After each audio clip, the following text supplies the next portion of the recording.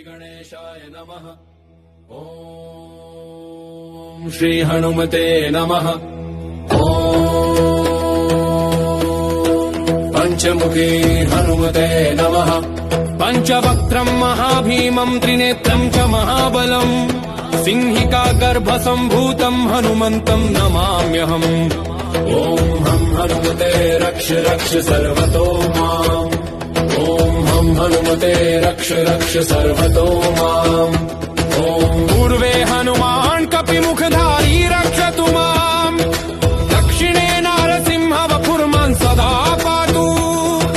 पश्चिमे गरुडरूपवान् रक्षतु। उत्तरदिशि वराहरूप सदा रक्षतु माम्। पूर्वे हयग्रीव विग्रह पातु मे शिरः। अधस्तात् ब्रह्म। ॐ